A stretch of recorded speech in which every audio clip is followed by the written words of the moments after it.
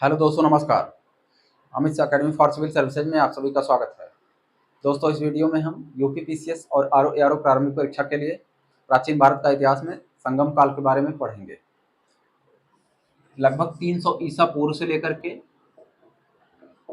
लगभग 300 ईस्वी, इस समय में दक्षिण भारत के इतिहास को जानने का जो प्राचीनतम साहित्यिक स्रोत है उसका नाम है संगम साहित्य। इसी वजह से इस समय के इतिहास को हम कहते हैं संगम काल। 300 ईसा पूर्व से लेकर के लगभग 300 ईस्वी तक के समय में दक्षिण भारत के इतिहास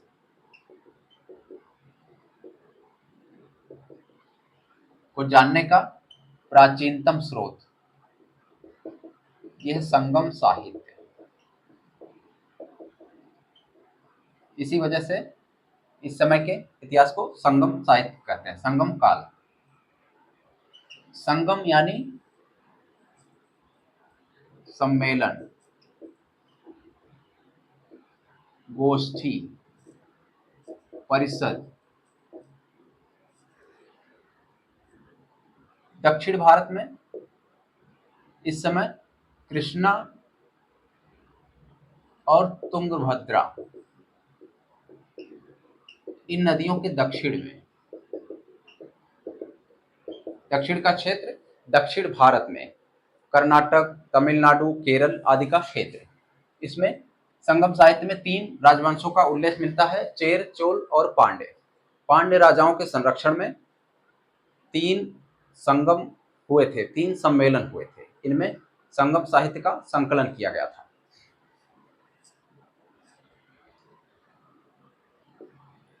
अब देखते हैं हम इसमें सबसे पहले इन 3 राजवंशों के बारे में।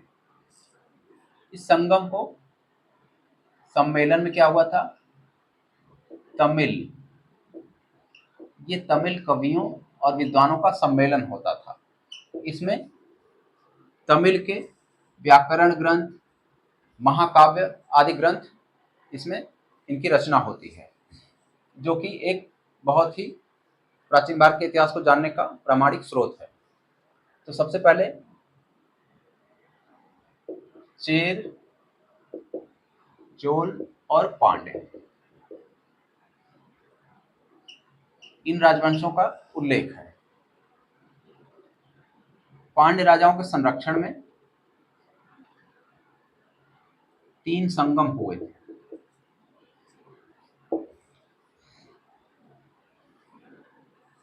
ये 3 संगम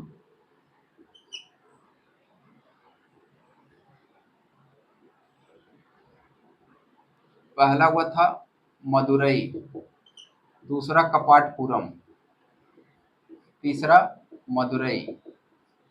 ये तीनों संगम हुए थे।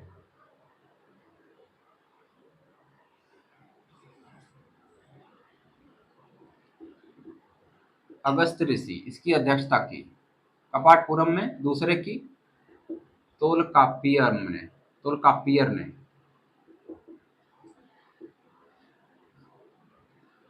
और तीसरे का नक्कीर, इन्होंने अध्यक्षता की थी। पहला संगम, दूसरा और तीसरा। पांड्य राजाओं के संरक्षण में ये तीनों हुए थे। इसका कोई ग्रंथ मिला नहीं है, उपलब्ध नहीं है। मदुरई में जो पहला हुआ था, दूसरे में तोलकापियर का, इनके द्वारा रचित तोलकापियम एक व्याकरण ग्रंथ है, ये मिलता है। और तीसरे में मदुरई वाले सम्मेलन में, संगम में, इसमें कुछ ग्रंथ मिलते हैं, कुछ महाकाव्य मिलते हैं और कुछ नहीं मिलते हैं। तो सबसे पहले इसमें चेर राजाओं के बारे में देखते हैं। चेर राजवंश, चेर में इनका राज चिन्ह था धनुष। राज चिन्ह है धनुष, धनुष बाण या धनुष। उदयन जेरल इसका पहला राजा है। उदयन जेरल, इसका उल्लेख मिलता है। प्रथम शासक ये केरल के मुख्यतः भाग में शासन करते हैं। केरल के अधिकतम भाग और तमिलनाडु के भी कुछ क्षेत्र होते हैं।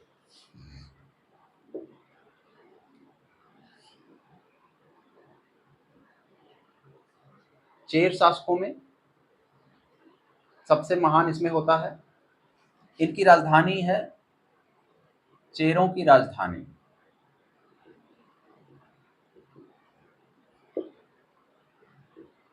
वांगी या करूर। इनका सबसे महान शासक रहता है महान राजा शेनगुट्टन या शेनगुट्टवन। इसने चीन में अपने दूत भेजे थे और महान जहाजी बेड़े के लिए यह विख्यात था, जहाजी बेड़ा रखता था। चेर साम्राज्य का तोंडी बंदरगाह था, तोंडी नामक बंदरगाह से इनका व्यापार होता था। व्यापार रोम साम्राज्य से, रोम से इनका व्यापार बहुत ही धनी व्यापार हुआ करता था। इन्होंने अगस्टस का मंदिर भी बनवा रखा था चेर शासकों ने, रोम के अगस्टस का मंदिर।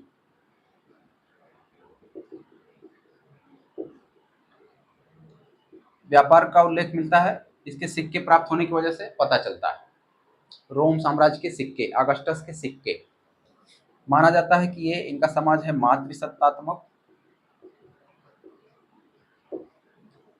अगस्टस के रोम साम्राज्य के सिक्के भी मिले थे, इससे व्यापार का पता चलता है। अब चेर के बाद अब देखते हैं एक बंदरगाह है अरिकामेडू।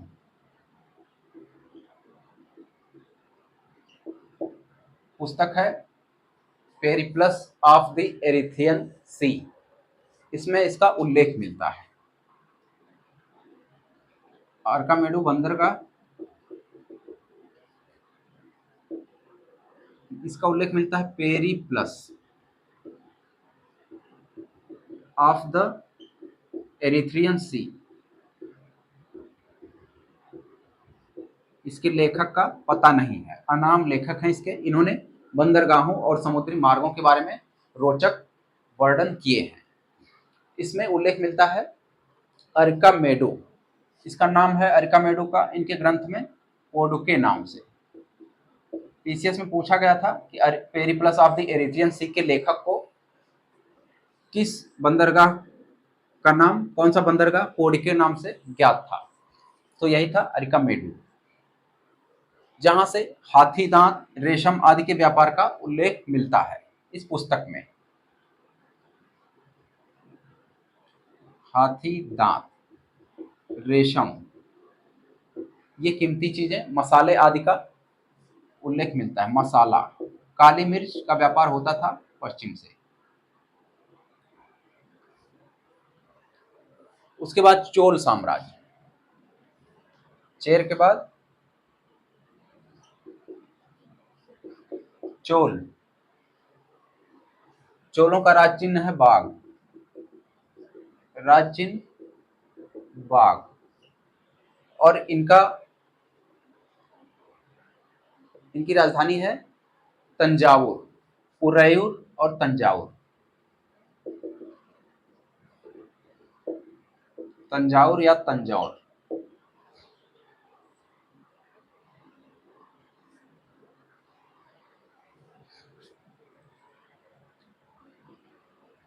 चोलों में इनका एक महान शासक होता है राजेंद्र चोल प्रथम, राजेंद्र प्रथम। इनका राज चिन्ह हो गया बाघ, और चोलों की राजधानी है तंजावुर, जो बाद में होती है, पहले उरैयूर रहती है। उत्तरी मन्नलूर प्रारंभिक राजधानी है, जिसे कहते थे उरैयूर। बाद में करिकाल, पहले देखते हैं राजेंद्र प्रथम, इसने सिंघल विजय किया था, सिंघल।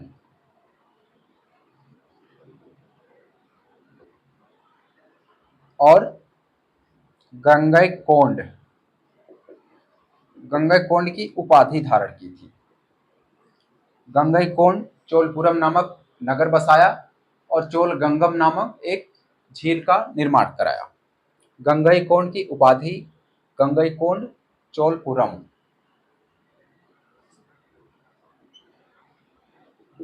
गंगैकोंड चोलपुरम ये नगर बसाया और चोलगंगनम या चोलगंगम ये एक झील का निर्माण कराया। राजेंद्र प्रथम ने, इन्हें राजेंद्र चोल वन कहते हैं। अब इनका एक और महान शासक है करिकाल।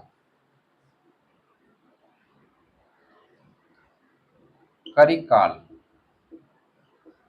करिकाल ने उहार नामक नगर की स्थापना की थी। उहार जो कावेरी पत्तनम के नाम से विख्यात हुआ, कहा जाता है कावेरी पत्तनम,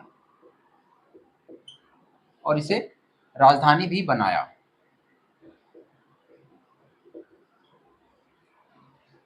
करिकाल इनका महान शासक है।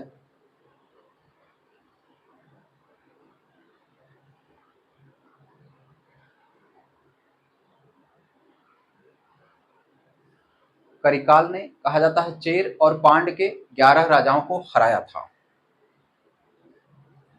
चेर और पांड्य राजाओं को हराया था, 11 राजाओं को, और इसका उल्लेख मिलता है वेड़ी के युद्ध में।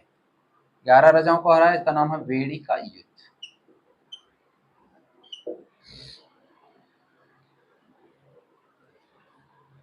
चोल शासक एलारा था एक, जिसने श्रीलंका की विजय की थी।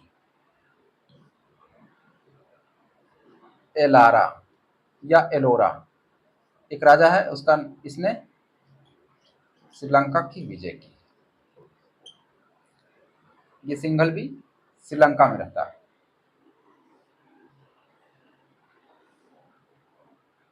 करिकाल के बारे में और है, ये संगीत प्रेमी है, महान भी है, योद्धा भी है और संगीत प्रेमी।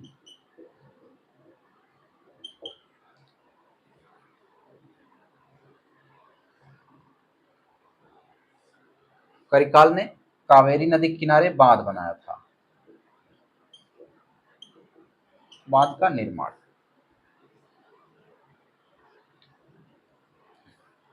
चेर चोल। अब देखते हैं पांड्य राजा। पांड्य अंतिम संगम राजा थे उस समय के, 300 ईसा पूर्व से लेकर के इसके बाद के।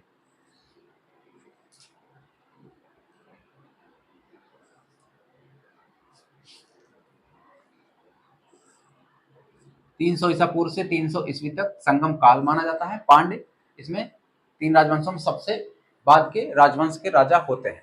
पांड्य राजाओं के संरक्षण में 3 संगम हुए थे, सभी संगम पांड्य राजाओं के संरक्षण में हुए।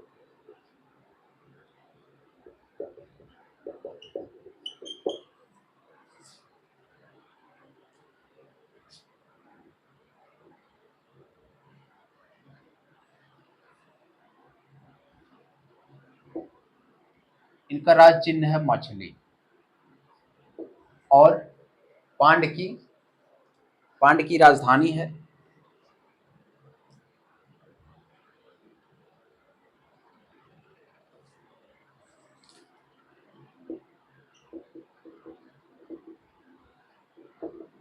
मदुरई। मदुरई या मदुरा।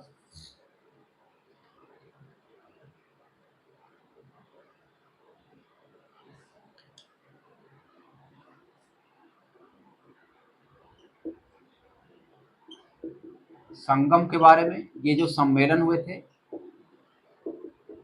इसका उल्लेख मेगास्थनीज की इंडिका में भी मिलता है, और अशोक के अभिलेखों में भी चेर, चोल और पांड्य इन राजाओं का उल्लेख मिलता है। इन राज्यों का उल्लेख है। अशोक का अभिलेख और हाथी गुम्फा अभिलेख में भी ये मिलता है, संगम काल का उल्लेख। अब हम देखते हैं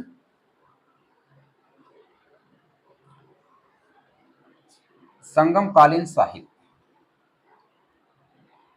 तीसरे संगम में हमने पढ़ा यहाँ पर मदुरा में, तीसरे संगम में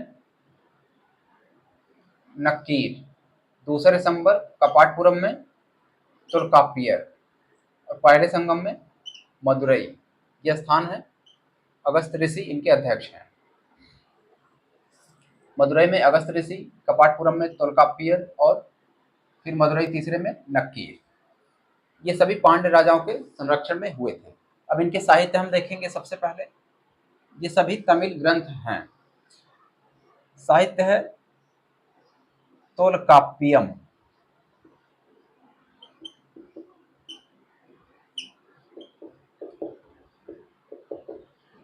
तोल्काप्पियम ये है, तोल्काप्पियर ने ही लिखा है, तो इसका मतलब दूसरे संगम में इसके रचनाकार हैं तोल्काप्पियर। और ये तमिल व्याकरण ग्रंथ है, व्याकरण ग्रंथ।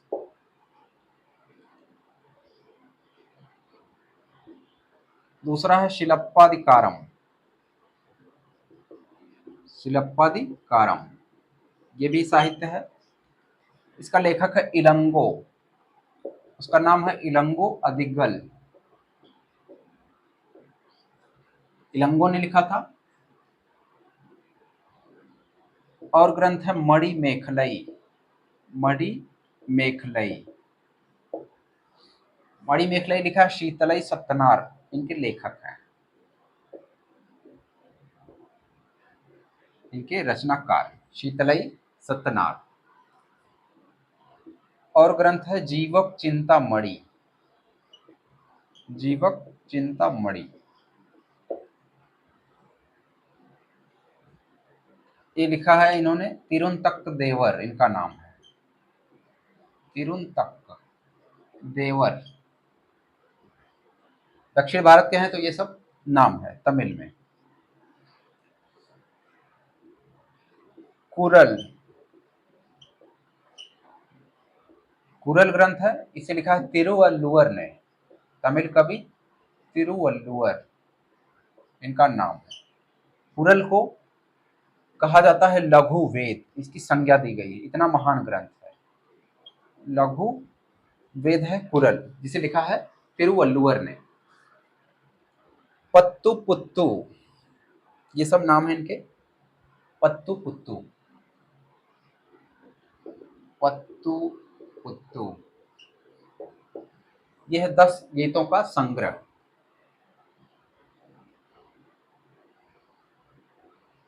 10 गीतों का संग्रह है, जिसे कहा जाता है पत्तु पुत्तु। और एक पुस्तक है जो पीसीएस में पूछा गया है, पद्रितुप्पतु उसका नाम है, पद्रितुप्पतु। पद्रितुप्पत में चेर शासकों के शौर्य में कविताएं की गई हैं, उनके शौर्य का वर्णन है। चेर राजाओं का इनकी प्रशस्ति है, शौर्य। पीसीएस में पूछा गया था कि ये पद्रितुप्पतु इसका नाम है, पीसीएस में पूछा गया था पादेरुपत्तु में क्या है, यानी चेर शासकों का पूछा गया था, चेर शासकों के प्रशस्ति में कविताएं की गई थी। स्तुति परक कविताओं का संग्रह है, चेर राजाओं की स्तुति परक कविताओं का संग्रह है, जिसे कहा जाता है पद्रितुप्पतु।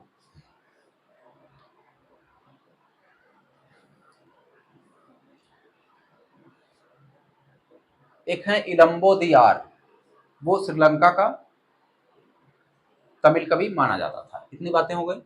अब इसके बाद हम देखेंगे संगम साहित्य के बाद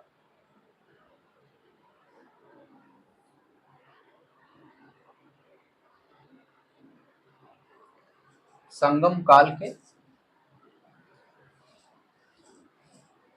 अर्थव्यवस्था आदि के बारे में।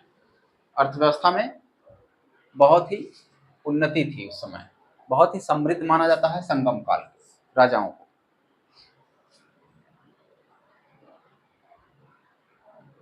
व्यापार, व्यापार पश्चिम से मसाले, रेशम और हाथी दांत आदि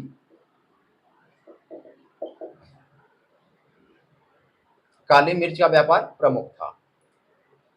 ये संगम साहित्य में मिलता है। प्रेरी प्लस ऑफ द एरिथियन सी नामक पुस्तक में प्रतिष्ठान नामक व्यापारिक बाजार का उल्लेख मिलता है। पेरी प्लस ऑफ द एरिथियन सी पुस्तक का नाम था। इसमें प्रतिष्ठान एक बाजार का उल्लेख मिलता है, प्रतिष्ठान और तगर।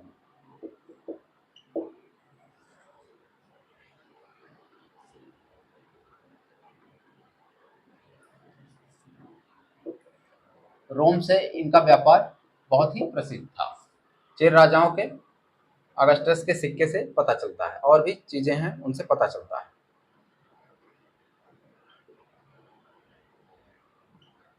कृषि मुख्य व्यवसाय था।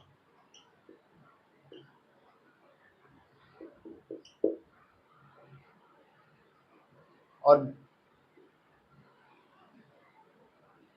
सूती और रेशमी वस्त्र दोनों होते थे।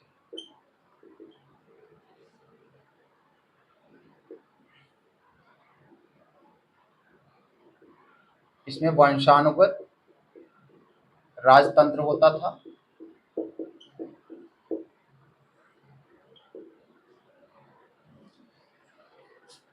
अब इनका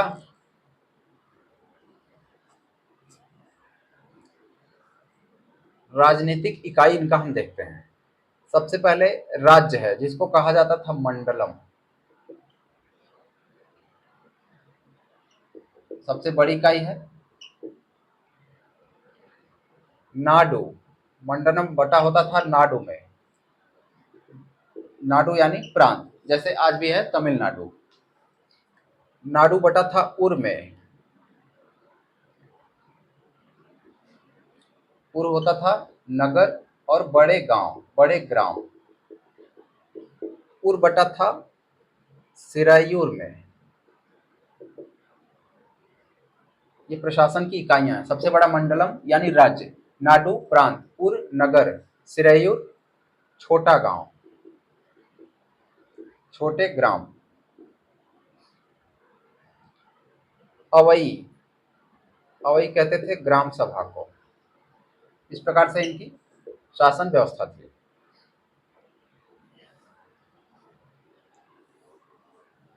पोडियल, ये सबसे छोटी इकाई माना जाता था ग्राम प्रशासन की। ग्राम प्रशासन की सबसे छोटी इकाई होता था पोडियल, यानी सबसे छोटा क्षेत्र, प्रशासनिक भूभाग। धर्म में इनके सबसे बड़े देवता थे मुरुगन।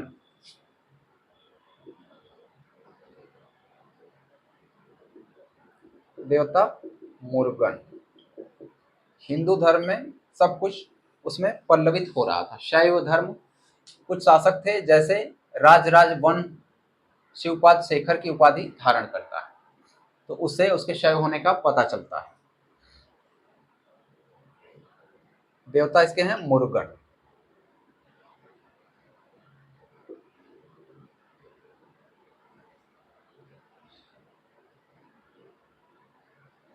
मनरम कहा जाता था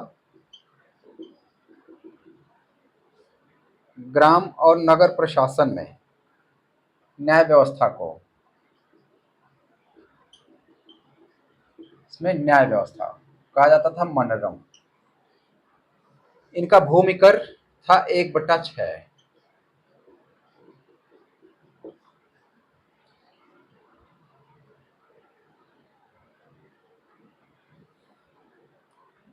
संगम ग्रंथों में लिखा गया है करों को चुंगी, चुंगी आदि।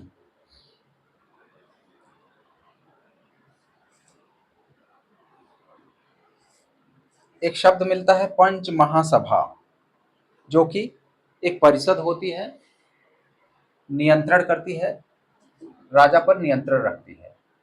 पंच महासभा संगम काल में ये है परिषद, राजा पर नियंत्रण।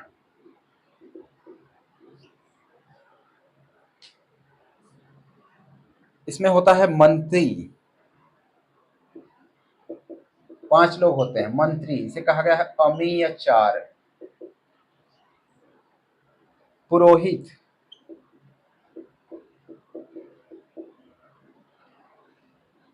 और दूत, दूत को कहा गया है दूतार, पुरोहित को पुरोहितार।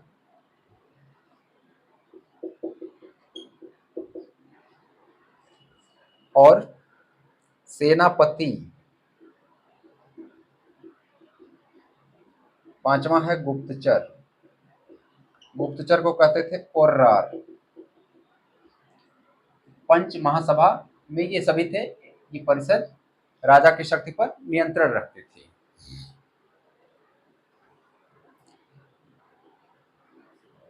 उल्लेख मिलता है कि अंतिम पांड्य राजा, संगम काल में पांड्य राजवंश सबसे अंतिम होता है, तो अंतिम पांड्य राजा, इसका नाम है अंतिम पांड्य शासक नलिन कोड, नलिन कोडन, ये अंतिम है पांड्य शासक। पांड्य राजवंश का पतन होता है, एक जनजाति होती है, जनजात, इसके आक्रमण से पांड्य राजवंश का पतन होता है। जनजात का नाम है कालभ्रस, कालभ्रस नामक जनजात के आक्रमण से पांड्य राजवंश का पतन होने लगता है। तो इस समय संगम काल में हमने ये महत्वपूर्ण बातें पढ़ा प्रारंभिक परीक्षा के लिए। दोस्तों, आपको वीडियो अच्छा लगा हो तो लाइक करें, और हमारे चैनल पर नए हैं और अभी सब्सक्राइब नहीं किया है तो प्लीज़ सब्सक्राइब करें। धन्यवाद।